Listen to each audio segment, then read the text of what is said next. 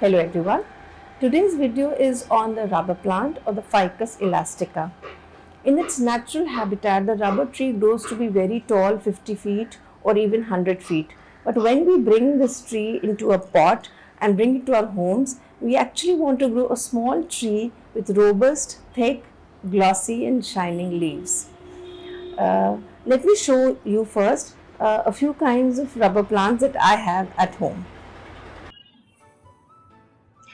This is the first kind of rubber plant that I want to show you. It has got these thick glossy leaves, and you can see this red line in between in dark green leaves. It's a beautiful plant to look at, and it is growing so well even at the bottom. Now new leaves are coming out. The leaves are almost oval in structure, and you can see that a new leaf is also coming in between.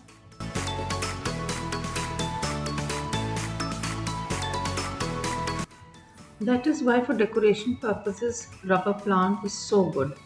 This is the second rubber plant that I have. This has got green leaves. Now if I had put this on ground, it would have grown into a big tree, but I put it into a pot. It has got huge leaves, very thick and very big. Now, this is a new leaf, you can see. Even the unfolded leaf is so long you can make out, and this is the big leaf. This is also very thick and shiny, but it is totally green. It does not have any tinge of red in it.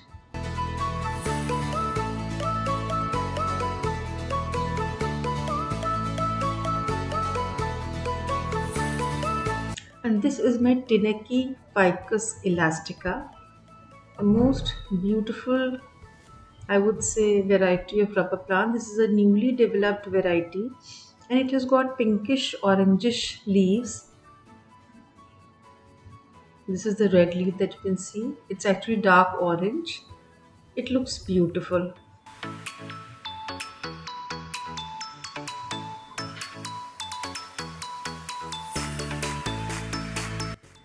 The leaves, as they become older, they take on this. See, this is slightly older leaves, so the pink color is disappearing. This also the orange, it still has some tinge of orange. And even the green and the cream color looks so beautiful, like the strokes of a paintbrush. This is an absolutely delightful plant to see, to look at. It's really beautiful, and one that you can put in your living room, and it looks unusual also and very beautiful. Now let's talk about some of the requirements of the rubber plant. What does it need? A, sunlight. Now the rubber plant enjoys bright light. It really does well, but we have to make sure that it does not get harsh sunlight also. Especially in summers, if the plant is kept out in bright sun, the direct sunlight may result in the leaves having brown edges, like you can see.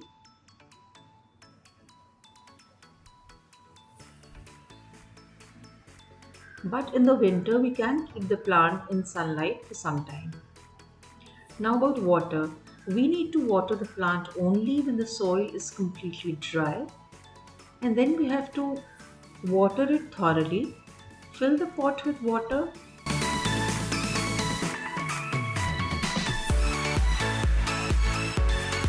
Make sure that there are drainage holes at the bottom of the pot so that water can drain out and the roots don't sit in water.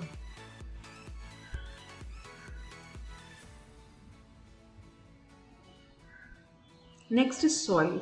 Now, a well drained and a well irrigated soil is really good for the rubber plant. Now, I have used garden soil plus cocopeat and perlite and certain other minerals. You can check my link below on soil composition, the video that I have made, and you can see that how we can make a good potting mix for our plants.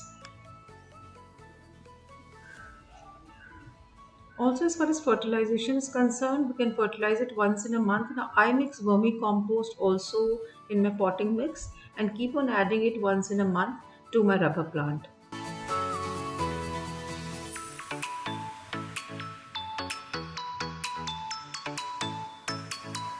Also, wiping the leaves of the rubber plant regularly is very good. It helps the plant to maintain its glossy and beautiful look, removes all the dust from it. We can wet a soft cloth and wipe the leaves gently. And this is especially good in the summer season.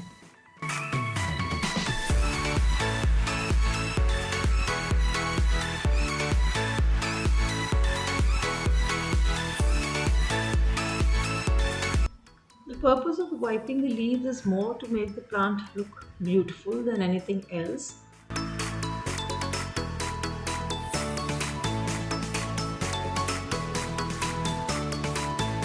And now for misting. Misting is very good for the rubber plant because it loves moisture, and if we mist a plant regularly in summer, we'll see that it helps in the growth of the plant. And the plant really responds very well to the extra moisture that it gets. So those were a few care tips about the rubber plant. Just a few things we need to remember because the rubber plant is a relatively low maintenance plant. First, its leaves will start drooping in cold air. So we need to keep the plant away from any drafts of wind that might be coming from a door or a window. Also keep it away from an air conditioner or a heater. Next is overwatering is a strict no-no for the rubber plant, as I've already told. And also, if you shift the plant from bright light to dim light, then also its leaves might droop. Otherwise, this plant will not give you much difficulty and will add greatly to the beauty of your house. So that is for today's video. Thank you so much for watching. Please do like and subscribe.